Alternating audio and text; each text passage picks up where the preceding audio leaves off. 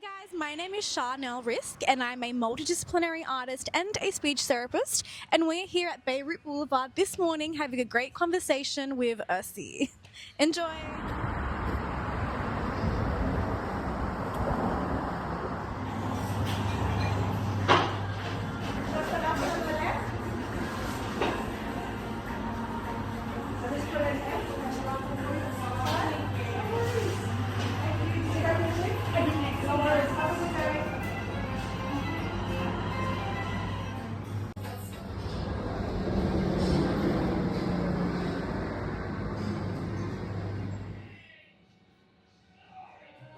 You're multidisciplinary as a speechy or a speech pathologist, a writer, an actor, a singer-songwriter, and a creative director. Was there a moment where you thought, I just have to choose one, or I don't have to?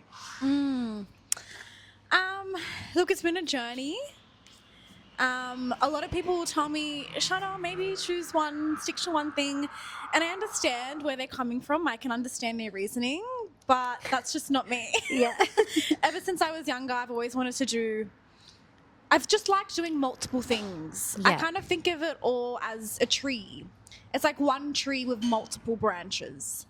And my thing is, if I know that I can do this and do them all to the best of my ability and do it in a safe, healthy way, I'm going to do it. Yeah. What's the thread that connects everything you do? It's definitely communication and self-expression Yep. and vulnerability. Yeah. Okay. Storytelling, just Storytelling being yourself. is a big raw. one. Yeah. Like as an artist, I just love to storytell in different formats. And then as a speech therapist, I love helping my clients tell their own story, find their own voice. I think storytelling is the basis of a lot of our human life. And was there a person, a performer, a teacher, or even an experience that kind of shaped the path that you're on today? I've had a few great mentors along the way, but I'll share one story. So it was 2019. I was in Lebanon. I was 19 years old, and this was the first time I had gone back as a young adult with my own mind. And I was in my tata's house and in her village in Teresa. And you know when the electricity comes on at night for the 2-3 hours? Ishtira. Yeah. And And so when it would come on, we would watch like some Turkish shows and whatnot. And she knew that I liked being creative and singing and whatnot. And she looks at me and she's like, why don't you go on TV? And just in that moment, I just felt like she had given me permission to like fully immerse myself in creativity. And I know like any Tata would say that. Like all of our Tatas think, you know, we can be Miss Universe, blah, blah, blah. Shamas Pitlamentizna. No, for real, yeah. But just her saying that, I was like, oh, okay, like you actually believe in me. And yeah, I am. I'm going to take it to where I think I can take it. And do you think your Lebanese heritage has influenced the way you create, and possibly in ways that you may not have recognized at the time? Yeah, 100%. I always go back to that Lebanon trip in 2019. You know, I went for the first time, like as a young adult, because before that, I'd only ever been as a child and I had forgotten a lot of it. And I had a lot of stereotypes and misconceptions in my head. But when I went, I saw art everywhere. Yeah. And I fell in love with the country and the culture and the people. And, you know, like art was in the streets, it was in the food, it was in the love and family, and it was in the mountains, in the rivers. That trip really shaped where I guess, took my creativity. And yeah, like 100%, everything I do, I like to look inwards on myself. And when you look inwards, you have to look at your culture. Yeah. You have to look at where your family and ancestors come from. So it all does inspire me. Yeah, we are very rich in culture. We are very 100%. blessed. Yeah. And every Lebanese family has stories that get told over and over again. What's one that's perhaps stayed with you the longest? My mum's brother and sister, they grew up here in Granville, in the West. And they always tell me a story of back in the day, in like the 80s, early 90s, my auntie and uncle would go to like these hip-hop breakdancing dance-off things, like underground dance competitions.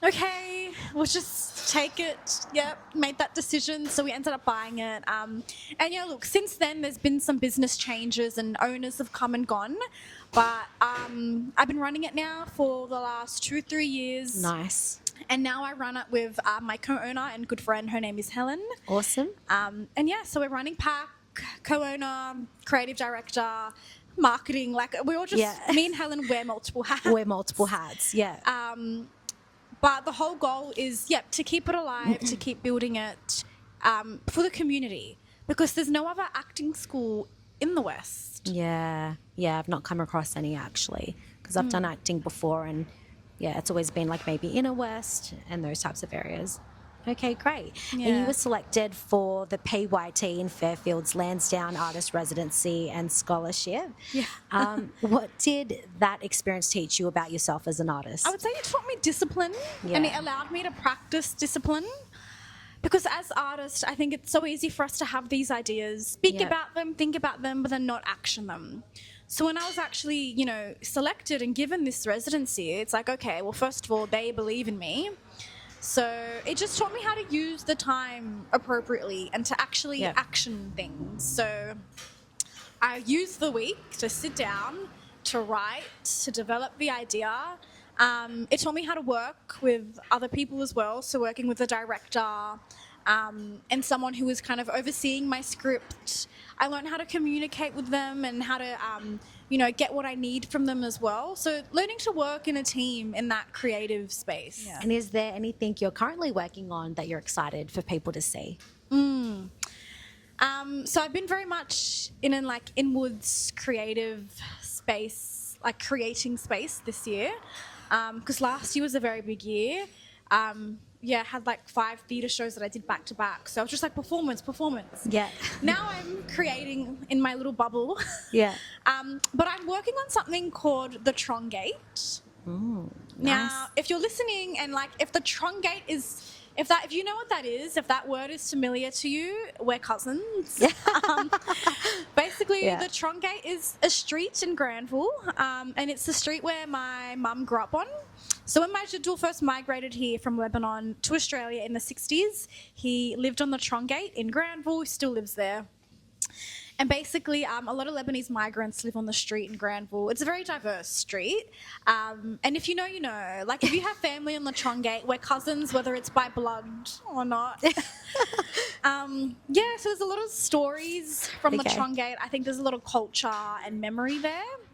So I've been in a research phase, in the middle of writing an essay on it, written some poems on it. I think of the Trongate as a tree. Everything in my life is a tree. Yeah. A cedar or olive tree. I love that. But the Trongate, it's got pieces of writing. It's got pieces of film, documentary. And then it's definitely, I think, down the line also has pieces of theatre in it. Yeah. Right now, I'm kind of building it up. Amazing. Okay, great. And where can people find your work next? Or what's the best way for people to support what you're creating? Yeah. Follow me on Instagram. I'm most active on there and I post everything there. So my Instagram is ALLTHERIZK, All the Risk. You can also listen to my music on Spotify at Charnel Rizk. And I've also got a website called alltherisk.com.au. Awesome. So all the risk. Risk is my surname, obviously. Risk, is it? Yeah. And because it's everything. All there is. All right, rapid fire. You ready? Yes. Okay. How do you say cucumber in Arabic? Khioro. Khioro. I love it. Shmeli, yeah. Lebanese coffee or Lebanese tea? We 100%. That's what I'm having it. Kesik. Love this. All right. Shribe. Kesik. Kesik. Kesik. Thank you. وكاس كن انتو. Yum. What subject do you find yourself most writing about? My life experiences, me. Yeah. But not on a surface level. I like to look inwards. Yeah. Towards myself. A lot of my memories from my childhood as well. I then end up writing about culture. Yeah. Family. Beautiful. Identity, place. Yeah. It's a combination. We were saying before, it's informed by psychology, your identity, everything, your art, your passions. Okay. 100%. And Yeah. acting role that you would love to play? If you've heard of Nadine Labaki, an amazing Lebanese actor, director, I think she's like everything. Sounds familiar. Yeah. Would love to play a role in one of her films, but like that's really big. Theatre-wise, I've always loved to be in Chicago. Chicago. And a song that's currently on repeat for you? Look, I'm obsessed with Drake. I think especially in the gym, I just love listening to Drake. Cheetah Print by Drake. Nice. Yeah. Motivational. Motivational. Yep. And dream travel destination? Oman. Awesome. Before we wrap up today, Charnel, I wanted to ask you if there is a young Lebanese creative who's wondering if there's space for them in this industry. And when I say in this industry, I mean the arts. What would you like them to hear? Please go for it. Yeah. Please do not wait for permission. A lot of the time, everyone is scared. So it's normal to be scared. Go for it. There is space for you. And just know that Lebanese people, we are creative. Like, our ancestors are creative. Our culture is very creative.